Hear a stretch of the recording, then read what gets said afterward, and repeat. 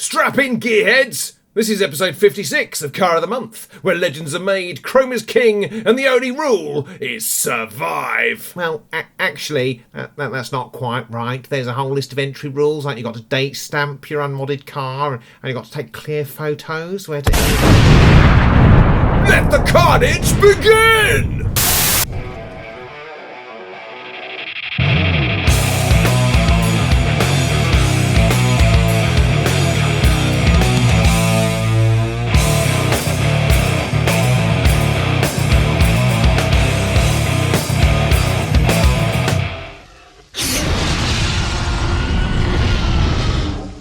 Welcome, Wasteland Warriors and Road Rage Rebels, to this, the 56th episode of the Car of the Month contest. For 5 adrenaline-fueled years, the brave souls of the Gaslands UK Facebook group have pushed their imaginations to the limit, taking ordinary die-cast cars and transforming them into the ultimate post-apocalyptic machines of destruction. Each month, the finest model makers from around the world arm themselves with glue, paint and unfettered creativity to forge the perfect 1/64 scale battle cars. Before we hit the road full throttle, a quick pit stop to thank the man who steered Car of the Month through the wastelands for so long, James Hall! After leading the charge for years, James is finally hanging up his hazard stripes to embark on a new hobby: marriage and making babies. No, there's a mental image no one needs. Game over, man. It's game over. We salute you, James, for your incredible contribution to the carnage. But the battle rages on, and it is I, Matt Reeve, who returns to the driver's seat of this monster truck of a contest. And with me this time are 6 legendary figures who rise from the desert dust to judge your twisted, brutal creations. These are no ordinary judges. These are the warlords of the wasteland, each one a victor of the Gaslands arena, champions forged in the fires of Car of the Month. First up, we've got a grizzled veteran, the longest-serving admin, rolling in from the wind-swept coast of Galston in Norfolk, a man who's as salty as the sea spray, Colin Hubbard. Our very own troll king of the wasteland. He's been modelling and collecting miniatures for over 30 years. Yes, he is that old. Which puts him in the ideal position to tell all the young whippersnappers the best way to go about things. His Superhero Month winning Deadpool and Punisher diorama, an absolute masterpiece of mayhem. A purple mono-wheeled Truckosaurus built from a Mr. Potato Head with its own long drop toilet? Certainly not mediocre. And while some warlords hoard their spoils, Colin has sponsored 3 months of the contest, dishing out cold, hard cash from his own wallet. A true road warrior with a heart of gold. Just buried somewhere deep, deep under all that rust. Our next judge, rising up from the scrapyards of Nuneaton in Warwickshire, is a true legend of the wasteland, Daz Phillips. Known to many as the Beast of Badland Builds, Daz has left a trail of twisted metal behind him with not 1, not 2, but 3 first-place victories, 1 second-place and 1 third-place ranking, and a reputation that makes lesser builders tremble. And that's not all. He claimed the ultimate prize as Car of the Year champion in 2023 with his converted bin lorry. That's a garbage truck for all you Americans out there.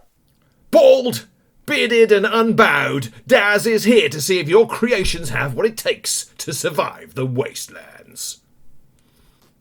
Next up, rolling in from the scrapyard highways of Geetbits in Belgium, is none other than the Belgian Black Thumb himself, David Bousset. Known for his technically astounding builds and real-world mechanical expertise, David is the Richard Hammond of the wasteland, youthful in appearance, but a force to be reckoned with. With 3 first-place finishes, 2 seconds, and more third-place podiums than some can even count. 4.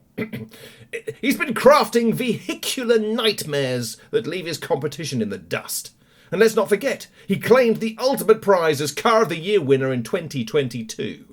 David's not just a champion, he's a legend of the wasteland. David's a real-life mechanic, a remote-control car enthusiast, making him the perfect war boy to tinker with model engines until they roar for mercy. So, buckle up, because when David's in the mix, things get fast and furious. Watch out for his creations, they don't just run, they dominate. From the industrial heartlands of Burnley, Lancashire, emerges a giant of the wasteland, Matt Whittam. Towering above the competition with his fiery red mane and beard to match, Matt is the undisputed king of the Cottam, holding more victories than any other warlord in this contest's history, with 6 first-place finishes, 2 seconds and 2/3. This scratch-building maestro is a force of nature in the post-apocalyptic battlefield. Math machines aren't just built, they're crafted with the precision of a master, forged from scratch and painted with the steady hand of a true artist. His accolades are legendary, and the wasteland trembles whenever Matt enters the arena. Have you got what it takes to impress him? We'll see. From the shadowy streets of Norwich, Norfolk, rises a figure of deep thought and even deeper beard, John Simpson Wedge. The youngest of the admin team, but don't let his age fool you, this philosopher poet of the wasteland has seen more battle than most warboys twice his age. With a first-place victory, 2 seconds, 2/3, and even a chrome spanner to his name, John's builds are nothing short of masterpieces, vehicles forged from equal parts madness and genius. Who could forget his giant hermit crab Land Rover, or his masterful classic transport for London double-decker bus for Commuter Carnage Month? John will be on hand to provide all the constructive feedback you will ever need, but don't say we didn't warn you if it's in the form of a haiku or a limerick. And now, to close things out with a bang, standing tall at 6'5", with a beard that could rival the Greek gods themselves, it's me, Matt Reeve! I'm from Norwich, I'm a professional artist, graphic designer, animator, and all-round model-making maniac. And back in May 2020, I crashed onto the Gaslands Car of the Month scene with my Truckosaurus, a hulking, post-apocalyptic behemoth that still terrorises the wastelands, and even stars in this video's introduction. I was the first to claim 3 first-place victories in this contest, but what I really love is turning scrap into spectacle. From broken gadgets to forgotten relics, I've even crafted a giant steampunk pirate ship from an old steam iron, because, in my workshop, nothing's off limits. With 3 firsts, 2 seconds, and a 3rd place under my belt, I'm always diving into new creative chaos, from massive puppets to intricate models. And if you want to see more of my work, and trust me, there's plenty, head over to mattreeve.co.uk or find me on Facebook and Instagram, Matt Reeve Artist. Alright, Wasteland Warriors, the stakes are high, the engines are revving, and it's time to reveal the prizes for this month's brutal showdown. Thanks to the legendary folks at the Army Painter, who've mastered the art of high-quality paints and hobby tools for miniature painters of all levels, we've got some next-level loot to elevate your builds to post-apocalyptic glory. Coming in hot for our first place champion, we've got the ultimate painting arsenal, the Speed Paint Starter Set 2.0. This isn't just any paint set, it's loaded with 10 bottles of the Army Painter's reformulated One Coat Wonder, perfect for adding intense shading and highlights to your rise in record time. Plus, we're throwing in a free hobby base coating brush to help you hit those details with precision, and to top it all off, you'll also score a premium wet palette. This beast comes with 2 sheets of hydro foam and 50 disposable hydro sheets inside, designed to keep your paints fresh for marathon sessions, because in this wasteland, drying paint is not an option. For our second place Road Warrior, you'll still be cruising it in style with a Speed Paint Starter Set 2.0, 10 bottles of high-octane paint and that free base coating brush, ready to bring your post-apocalyptic creations to life with ease. And for our third place contender, we've got something to keep your colours running smoothly, that premium wet palette from the Army Painter. Complete with the hydro foam and hydro sheets, it's going to be a game changer for making your paint last longer through the fiercest of hobby sessions. These aren't just prizes, they're the ultimate tools of creative destruction. Ha-ha! A huge thank you to the Army Painter for loading us up with the best paints and gear to conquer the hobby wasteland. So, grab your brushes, because this month is not just about speed on the track, but precision on the palette. Rev up your engines and hold on tight, because this month's theme is all about performance cars. That's right, we're looking for the fastest, meanest and most dangerous machines to rip through the wastelands in a blaze of glory. Forget about your clunky tanks or rusty scrap heaps, this time it's all about speed. Think muscle cars that can roar down the highway leaving a trail of smoke and destruction in their wake. Sports cars so sleek and deadly they could slice through a raider's convoy like a knife through butter. Formula One racers that have traded the podium for a gauntlet of spikes, flames and, well, probably some bad life choices. From muscle-bound Mustangs to souped-up Lamborghinis with flamethrowers on the hood, we're talking high-performance machines built for speed and survival. The judges want to see vehicles that not only scream fast and furious, but also look like they can take a hit, or 5, and keep on going. It's about power, speed, and just the right amount of chaos. So whether you're building a Ferrari with flamethrowers or a Formula One car with a machine gun on the back, now's your chance to show us what your apocalypse racer can do.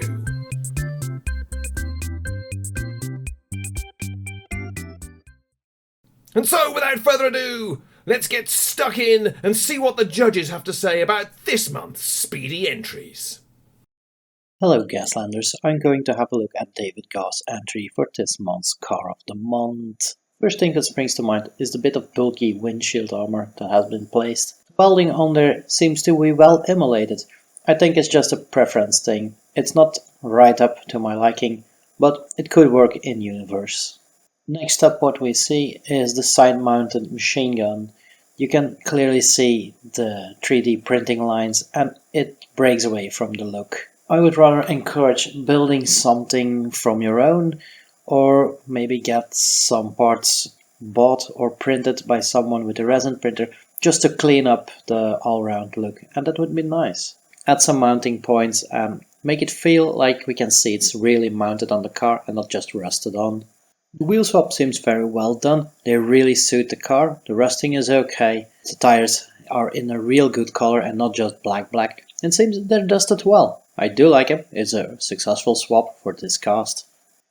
Good effort has been made on the front bumper, it seems in place with how the car should be. I do like it, nothing wrong with it, maybe just make it a bit cleaner, have some other points of pickup so you can see that's how it's mounted, but all by all it does work, well job done.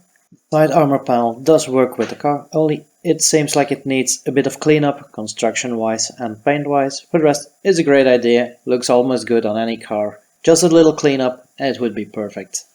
From a personal standpoint, I do not like the red and green color combination, but I can see that the green is well been applied and it has some variation in the color with lighter shades and darker shades. Use a bit more of wash. There are so many nice details and recesses that could use with an inlay or a wash. So you can see all the little grills that are mounted in the front wings, the grills that go in the bonnet, and little details. Make them pop a bit more.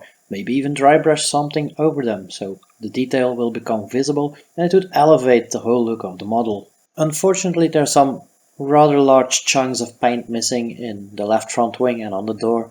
You can try and play it off as battle damage, but I do think they're a bit out of scale and not so well done. You could try and camouflage them with stippling in over other colors, making rust streaks over them, but it's unnecessary. It would be much cleaner if it's just a solid color and it got finely damaged, and you can achieve the same with some dry brushing, with some stippling. It would look better. These seem a bit out of scale and out of place. Unfortunately, you can see the exhaust pipes and they seem to be corked. I always ask for people to drill the muzzles from the guns and the exhausts in the exhausts. This is an example where this would add so much more if you could just drill the exhaust with a tiny 1 or 1.5 mil drill bit. Also from the back we can see there's so much more detail in this cast that's just hidden under paint. A little pin wash here and there would do miracles on this. Well, this is a very fine concept for a car. I do like simple cars with a simple gun that rely on an overall feel and silhouette. And that's definitely right here. It only needs some nice finessing to bring it up to that next level. So I'm pretty sure you will figure it out. Make them better and make another beautiful car. Maybe next month. I want to talk about Richard Hubbard's Le Mans style build for this month. And this is a car that at first glance I sort of fell in love with. Very immediately and obviously a performance car, really meets the theme we were looking for. And the silver paint job harkens back to the old classic Mercedes Silver Arrows, and you can't get much more high performance than that. But the more that I look at the build in detail, the more things I think could just be tweaked or just be improved or tuned up like any performance car. I think your choice of wheels is good. The larger rear wheels help give that feeling of speed and aerodynamism. And swapping racing slicks for these gnarly, knobbly tyres, it's probably not great for the track, but it is a really good nod to this post-apocalyptic Gaslands setting, so it was a good choice. I do think we need to talk about the rocket pods. So I'm a fan of underslung weapons, but in this case, I'm not really sure these pods work. They're so massive, and they're mounted on these very small, tiny attachment points. That means they look quite out of scale and out of place. And they really break up the clean lines of the chassis, which is a shame because it loses that aerodynamism we just talked about. The front protector doors especially. Can you imagine, driving along at 90 miles an hour, you've pressed the button to fire your rockets, the doors open, and they're immediately either ripped off by the wind or just act as huge air brakes, slowing you to a crawl. The other thing that's pretty huge and maybe a bit out of place are the flags. I like the bending curve in the flagpole. I think it gives a sense of dynamism and speed. And the big banner-like flags, while I wouldn't want to race with them, they do remind me of the kind of grand old days of racing with its pageantry and the Le Mans flag parade and so on. The tyre on the sprocket on top are a bit incongruous, though. They look way too heavy for something so bendy. And the printed flags themselves, they're nice and thin. They've got a lovely flow to them. But I don't know why you've chosen an advert for Werewolf Tonic on this car. I don't get what that has to do with this vehicle or the theme of performance cars or even kind of the Gaslands universe. If you'd chosen an Idris Cult of Speed banner, that would have been superb. That would have been so on theme. But as it is, these just don't really work, unfortunately. As I've already said, I think the silver paint job is a good call. It immediately makes you think of Mercedes at Le Mans. The decals are really nicely applied. There's no obvious edges. There's no silvering. That's a really beautiful job there. But being especially picky as a judge, I think it's a shame that the two number 7s are in different fonts. And even bigger a problem for me is that the largest, most prominent faces on the two die on the hood add up to 6, not 7. And that just feels so wrong. I know that technically the faces on the uppermost side that have been rolled are a 7, but they're not the big numbers you're looking at. The big numbers you're looking at add up to 6. I do like the red and blue of these dice, though. I think that's a nice bit of colour on what would otherwise be quite a monochrome build. And I think these bits of red and blue spot colour work better than the pink and black you've used on the rocket pods, which kind of clashes with the silver in a bit of an unpleasant way.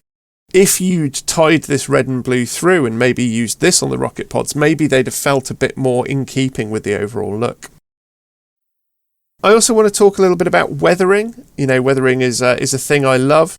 And I think this is probably a good effect at distance, but up close, under the lens of macro photography, you can kind of see that this looks very brushed on.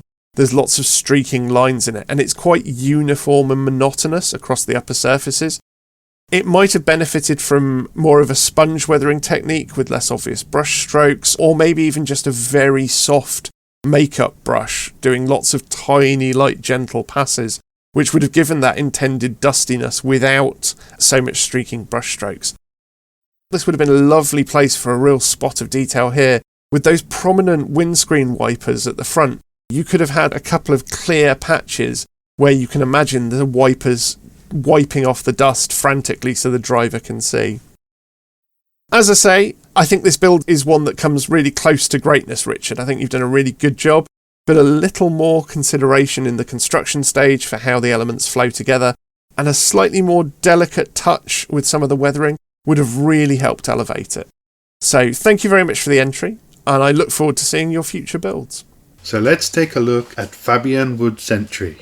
So Fabian, your take on this month's theme of high performance was the route of pure power instead of the sleek lines and aerodynamics most would have chosen. This is fine, but it does feel it fits a little more as a muscle car. The 70s Chevy Cheval fitted with a stacked V12 monster of an engine would be a beast without the V8 in the rear, and I think it would have looked better without the rear engine that seems to be precariously balanced on the back.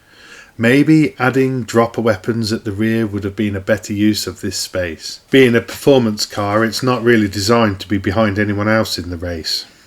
Also, adding Games Workshop bolters to the side of your car throws the scale out. That gun is way too big to be believable at this scale. The shells are as big as the driver's forearm.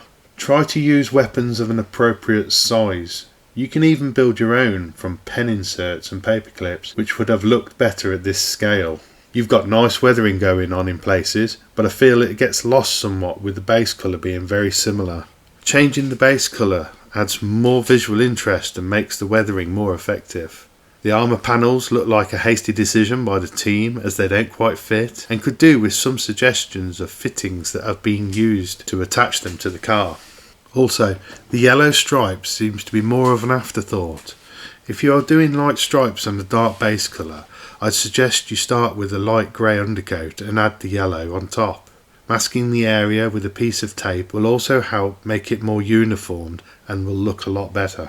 The bars on the window screen look good, and we've got a glimpse of a driver inside, which is a nice touch. When photographing your car, try to show the driver if you have taken the time to add one. I would have really liked to see the front engine dropped into the bonnet a little, and if you had removed the exhaust and reattached it somewhere else, I think this would have helped, as the engine does appear to float above the bonnet from some angles. I also like your choice to make the rear wheels larger, giving it a more aggressive stance. But again, be careful with the scale of things, as those front discs are very large and cumbersome on what should be a more agile build. Overall, Fabian, it's a solid build that would benefit from a few changes to keep it more on theme. Well done, and I'll be keeping an eye out for your next entry. Welcome to the northern segment of the video. Blasting its way across the waste, we have Jeff's Rally Style Racer. This one caused a bit of discussion in the admin team. Is it a performance car? I'd go with yes, but maybe not in the classic image of a Lamborghini or Ferrari. As always with your builds, Jeff, excellent attention to detail. It's all well thought out and perfectly captures the look of a high-powered desert racer. There's a good mix of scratch-built and 3D printed parts included in the build. I think what lets it down is the almost comically oversized headlights and spotlights. They really distort the proportions of the build, giving it a look of a cartoon-based car, sort of like RC from Toy Story. I half expect them to turn and look at me with a disappointed stare as I say this. Add to that the chunky minigun, and it has an almost Gaslands for kids aesthetic. There are a few notable voxel lines on the printed parts as well. The armour plating though is really nicely done. Little rivets that look perfectly the right size for the scale of car. As per usual, a striking paint job. Good use of colour and texture. The bold yellow contrasting nicely with the black and dark metallic armour. Good lettering and numbering, although it looks like the wash has just caught a bit around the number 19 decal. Two black sections behind the front wheel look to have been totally missed by the weathering and damage past though. They stick out being a bit too pristine and clean. This is another good addition to your lineup of Car of the Month entries. Looking forward to seeing what gets added to it over the coming months. And here we have Robert Schlemkovich's entry, which is based off the Hot Wheels Lamborghini Countach casting. Countach.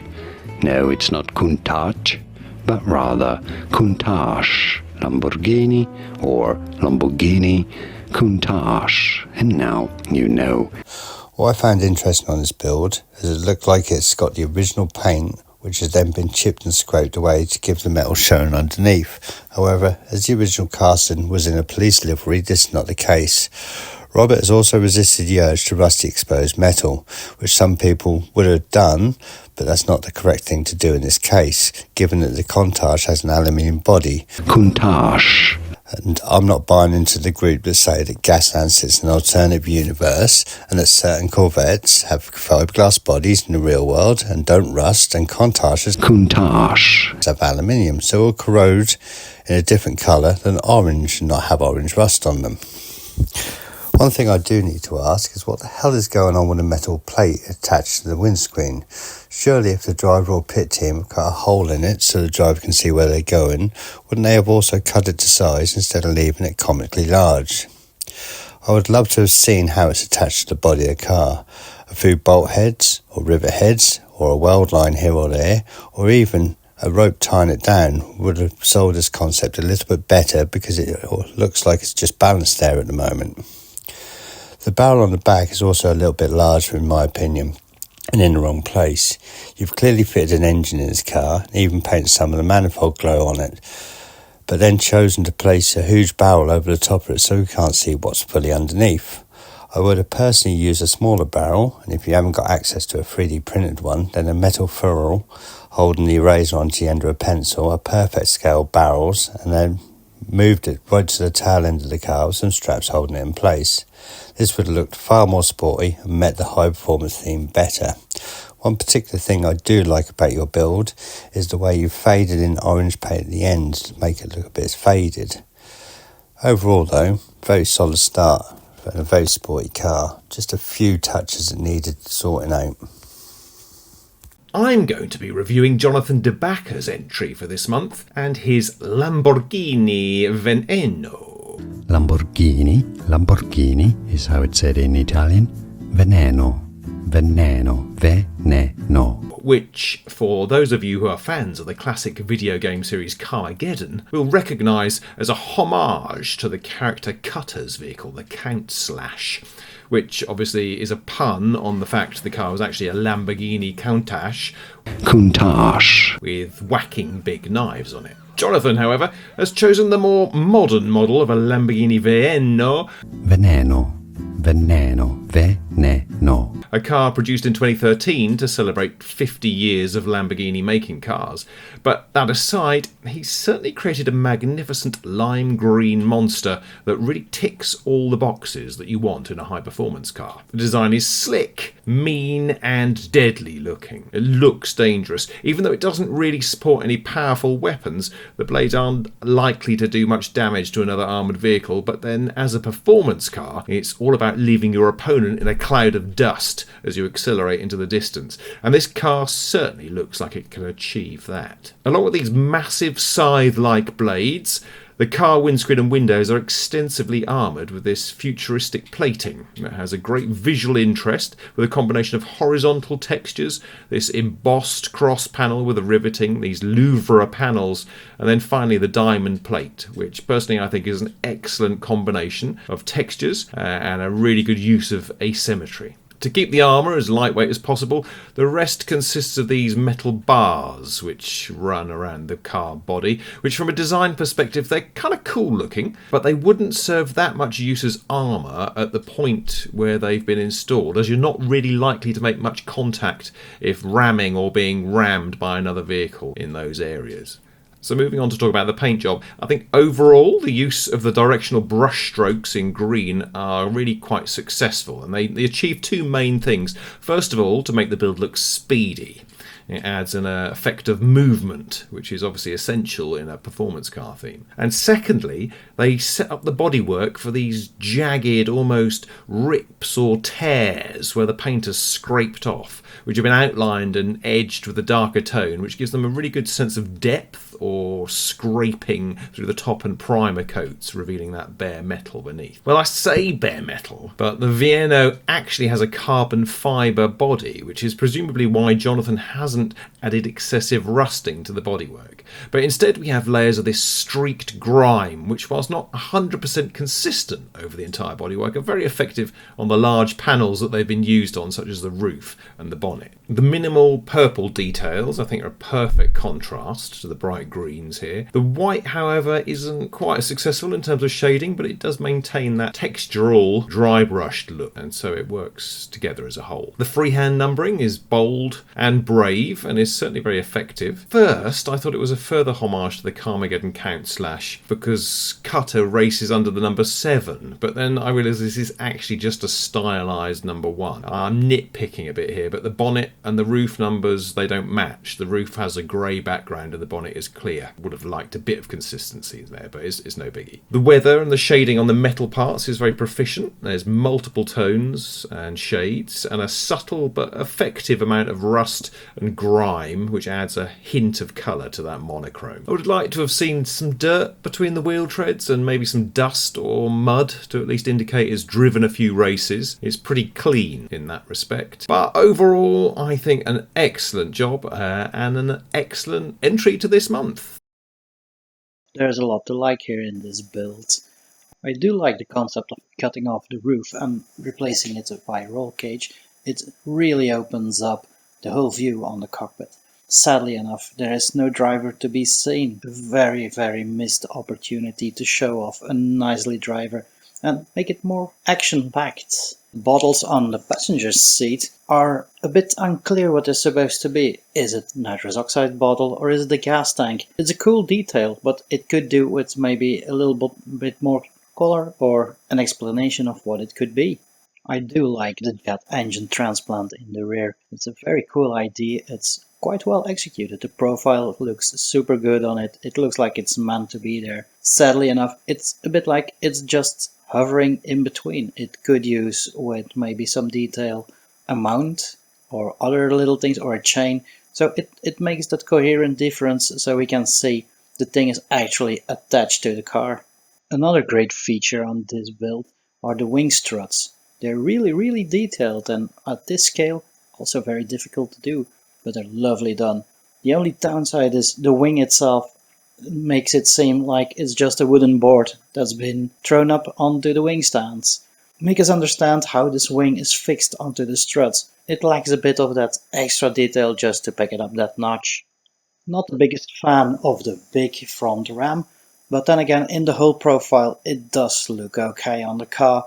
How is it fastened? It's not just floating in front of the car. It could be so much better if it's well put up with chain, with straps, with rivets, big bolts. It could be a bit better. The armor plating is quite subtly done.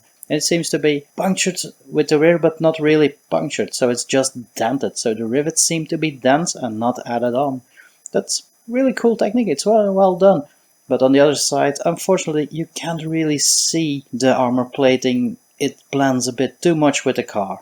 Construction-wise, there seems to be this big elephant in the room, and that's the 2 outboard mounted rockets. They seem to be floating on a stilt. It's not really clear how they launch, how they are fastened, and structurally the doors would fall off if you would mount any rocket to the side of the vehicle like this.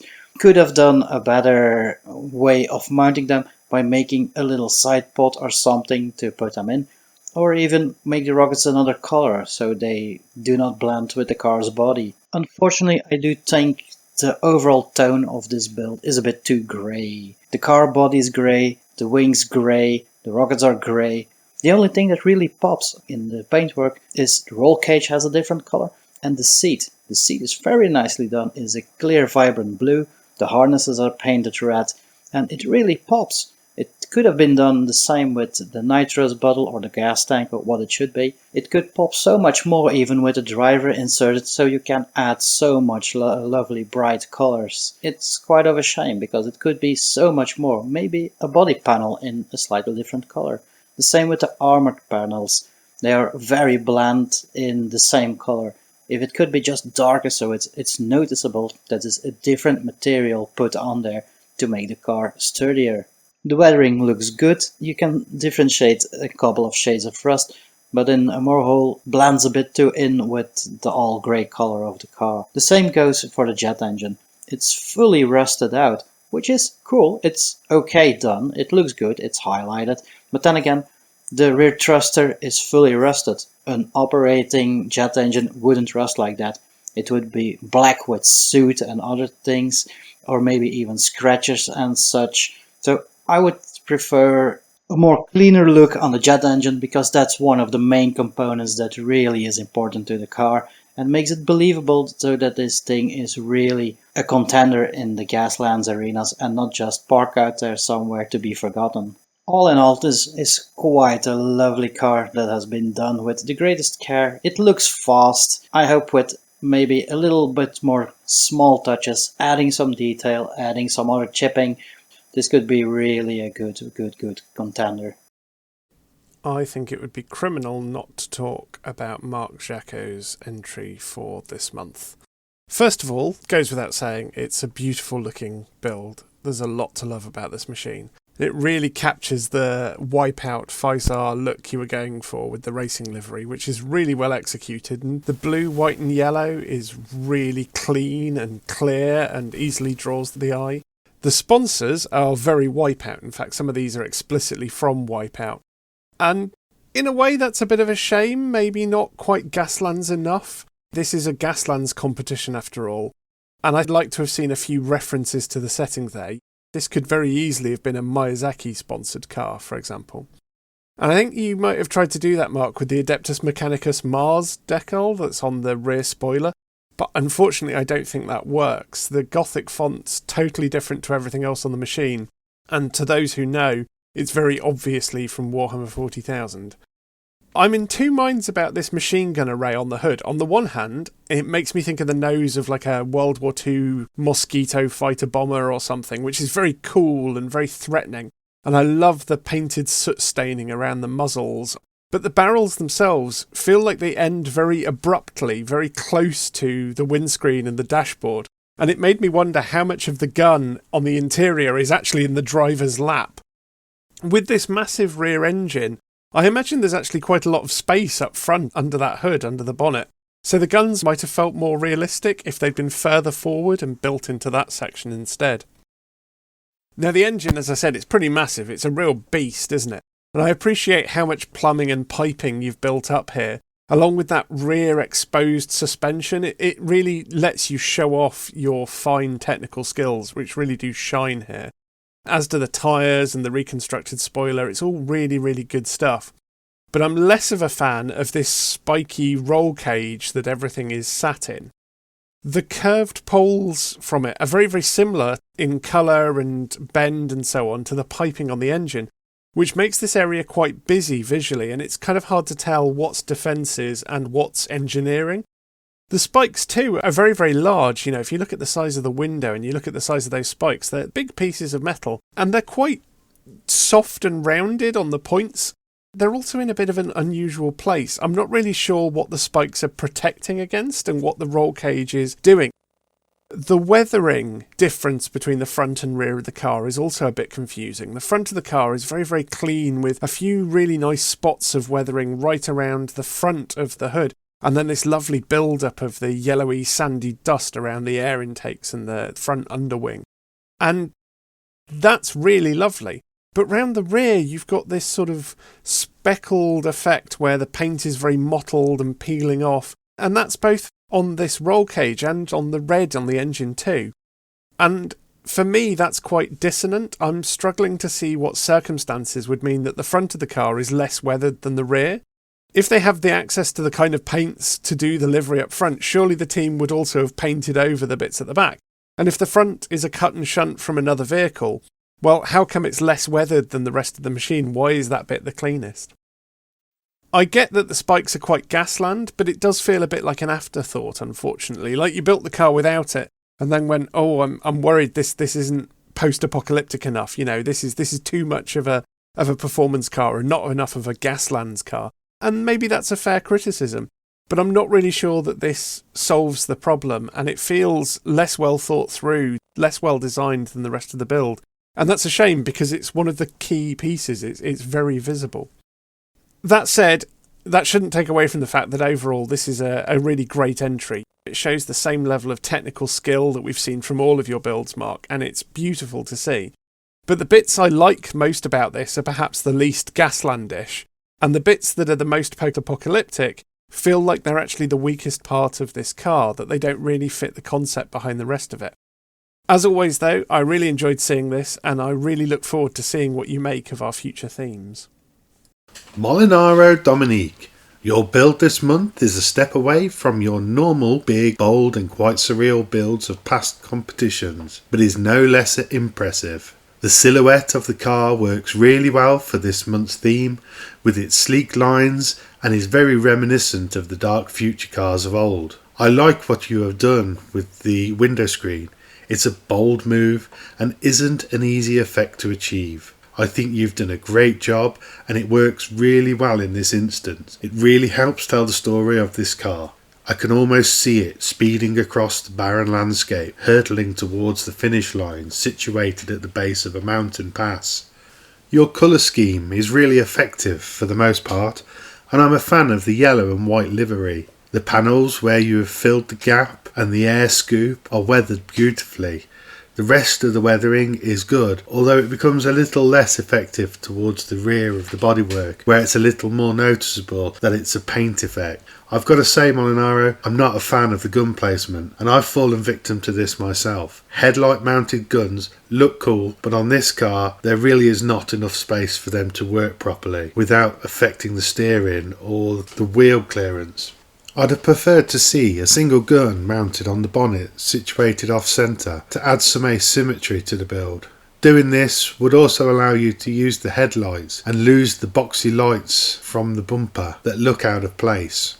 I like your choice of wheels and the bumpers. The leaf spring bumpers are a really clever idea, and along with the dirty, rugged wheels, add to the image of it racing across the wasteland I mentioned earlier.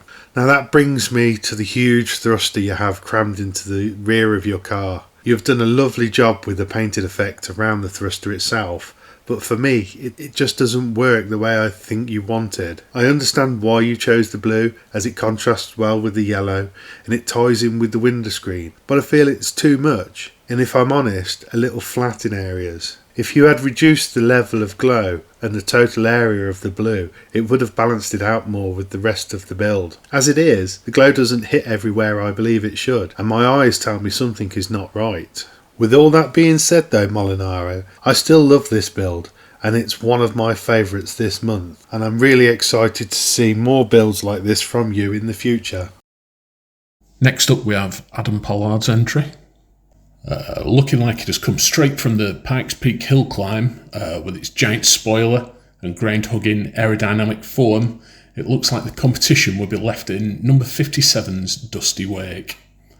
Adam, it isn't overly obvious at first how much work has gone into this build, but once you refer back to the base vehicle, it becomes clear how many modifications have been done. Not only is there the addition of that giant spoiler, there's a wide variety of bits modelled and sculpted.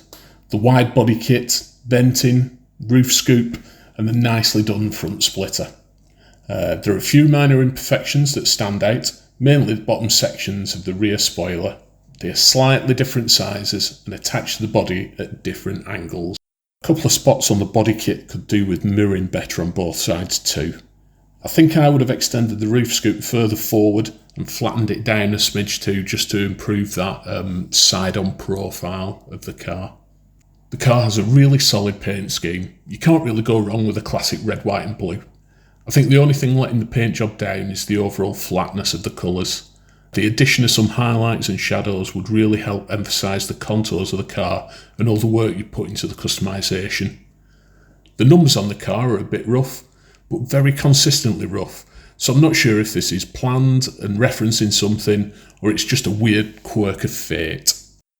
The weathering is okay, it has a proper grim and grimy look going on. A bit of extra damage won't go amiss though. Some scratches, dinks and dents would just bring it up at another level. With a bit more finesse being used on the painting, it would look amazing. Overall, a really nicely modded and painted performance car. It hits all the criteria and is definitely worthy of a spot on any starting lineup. But will it earn a spot on the podium? Hi, it is I, Colin, the oldest and grumpiest of the admin team, and I'm here to talk about SHA Middlehurst's entry for High Performance Month.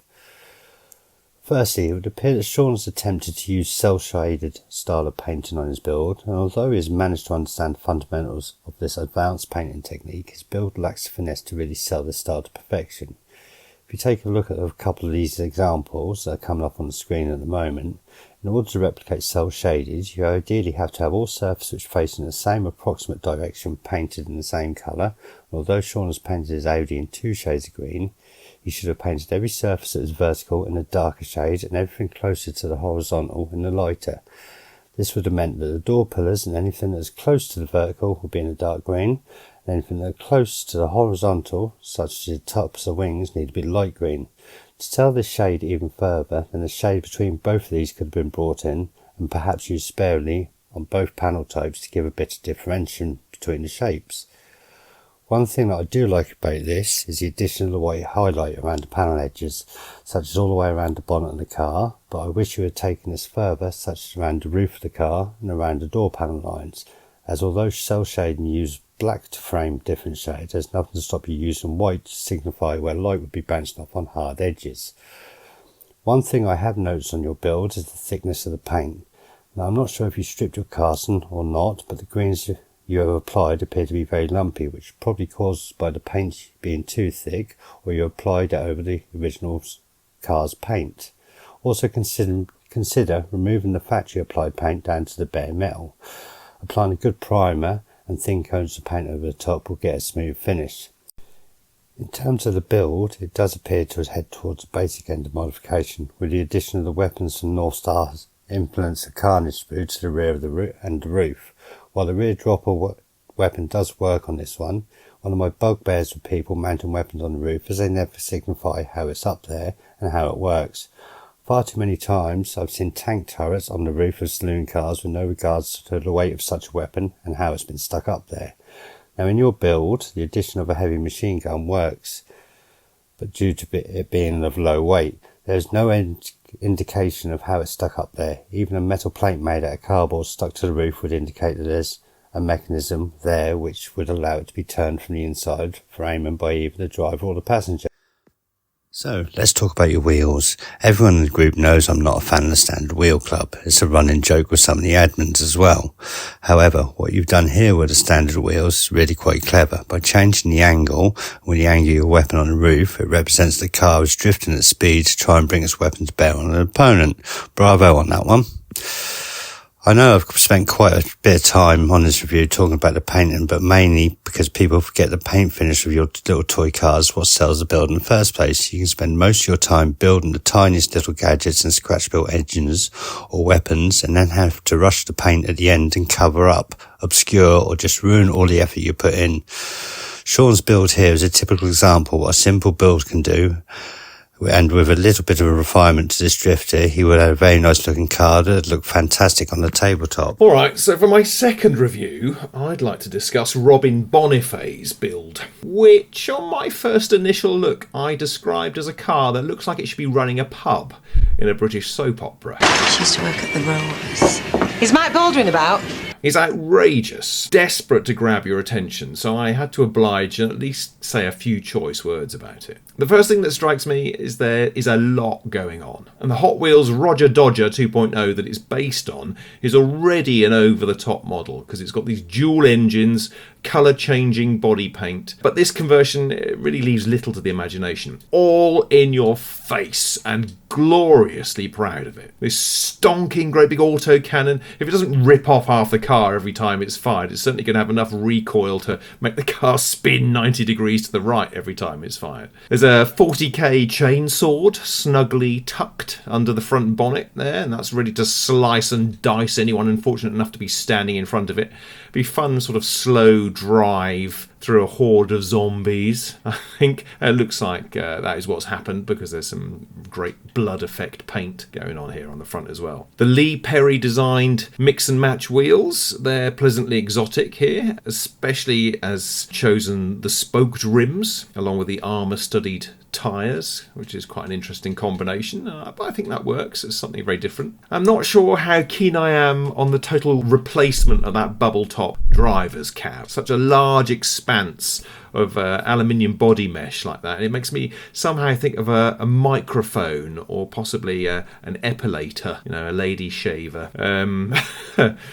Which once you think about it, you can't unsee. So I think maybe that would have benefited from having some straps or some bands of metal just to break up the expanse of mesh. An interesting and bold design choice to attack the bodywork, like you've done here with these regular cuts. So I presume that was either done with a saw or maybe a Dremel disc or a rotary tool disc. Quite an interesting technique. It breaks up those panels and adds some more visual interest. I think it should have maybe some scratching or some grime or some extra muck that has got stuck into those crevices. The rust, there's not much rust on this at all, and what rust we do have does look a little bit more like you've spilt some curry on yourself, I'm afraid. I'm sorry. You've accidentally dropped cocoa on your leopard print rug here.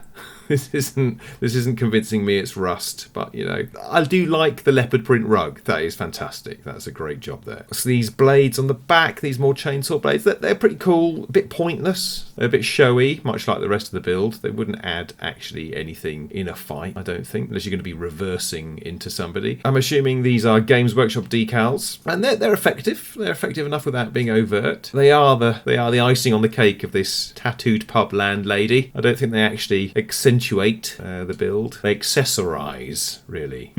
They just make it more over the top and in your face. But that is consistent with the theme of the build. Solid build, lively paint, I think quite attention-seeking, quite flash. But an excellent job all the same. Thanks very much. Thank you to our judges for their feedback there. I hope that was useful for most of you. And now it's time to hear from the man who started it all. The mastermind behind Gaslands, no other than Mike Hutchinson! In this special segment we're calling Mike's Likes, Mike will be picking his top 3 favourite entries of the month.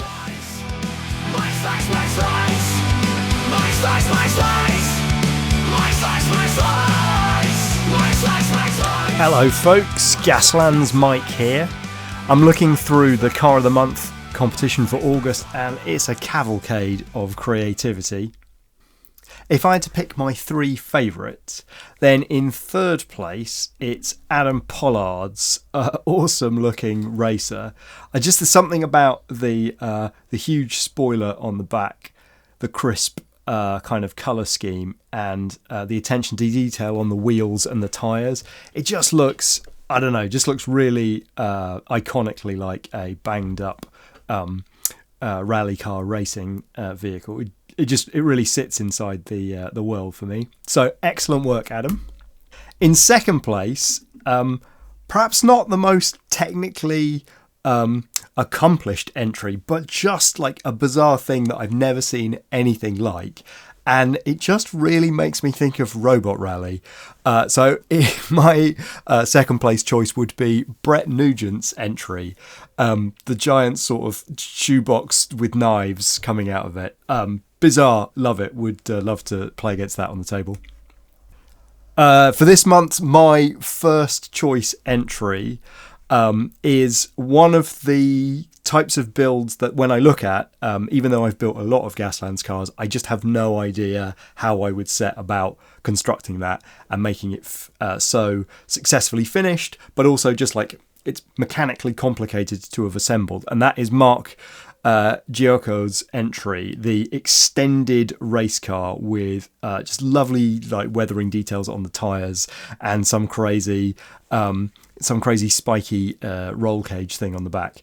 I just love everything about it. The front of it is super detailed and crisp on the paintwork, loads of decals to make it look really, really crispy. And then the back is just this crazy sort of distorted engine pod thing. And the whole thing's, it just looks fantastic. Really sits inside my imagination, and I can imagine that tearing down the racetrack.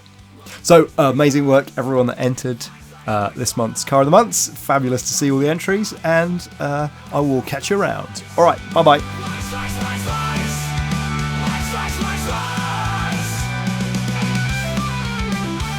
Wow, what a lineup of cars! It's been incredibly close between the top 5 builds this month. Always to make the judging as fair as possible, the panel have had a selection of points to spend on what they consider to be the best build, and then the final result is added up to to create a score for each individual vehicle. So, without further ado, let's announce our top 3 performance cars for August 2024. Drumroll please. In third place, we have Mark Jacko! His Wipeout Facer inspired car, which is a truly excellently detailed model with crisp paint, and it only lost marks due to that clumsy cage of thorns on the back and what judges considered an imbalance in terms of the front and the rear halves. Another excellent entry, however, Mark. We're very glad to have you entering our contest and raising the standard. Such a high standard you submit with your entries. So you've won that handy Army Painter wet palette worth £25. Woohoo! In second place, we have Adam Pollard, whose Alpine A110, whilst considered a little rough around the edges, was deemed as a solid example of a wasteland racer and ticked all the boxes for a performance car this month. Well done, Adam. Well deserved. That's a £25 Speed Paint 2.0 starter set, which will be racing its way to you soon. And finally, in first place this month, we have Jonathan DeBacker with his Carmageddon-inspired Lamborghini. And although it brought knives to a gunfight, most of the judging team felt this build perfectly encapsulated what we're looking for this month in terms of design, build, paint and adherence to theme. So well done, Jonathan. As a solid return to the contest.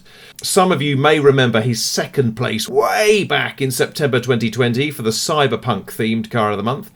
So congratulations, Jonathan, on your first ever win. Your £50 worth of Army Painter prizes in the form of a speed paint set and a wet palette will be shipped out to you soon. Well, Wasteland Warriors, that's it for this month's Gaslands UK Car of the Month contest. If you love the chaos, be sure to smash that like button and subscribe if you haven't already. Don't miss a second of the mayhem as we bring you the best of the post-apocalyptic carnage month after month. If you enjoyed this video and want to fuel the fire, consider supporting us with a coffee at the link on screen. Buy me a coffee, Matt Reeve. Every bit helps to keep the rust and the dust rolling. And hey, why not gear up with some Gaslands swag? Whether it's a t-shirt, mug or hoodie, you'll be ready to represent in style. Head over to our shop and snag yours now. Next month, it's gonna be deadly. Our Kayamsil sponsored theme is 6 Foot Under, a wild ride of death and digging. So sharpen those shovels, folks, because the grave is calling and only the toughest will rise from the dirt. Big thanks to our incredible judges and admin team who keep this wasteland running like a well-oiled machine. Daz Phillips, David Bissett, Colin Harvard, John Simpson Wedge and Matt Whittam. Until next time, Wastelanders, keep building, keep battling, keep perfecting those die-cast war machines. Remember, out here, only the best survive. We'll see you next month, only at Gaslands UK Car of the Month!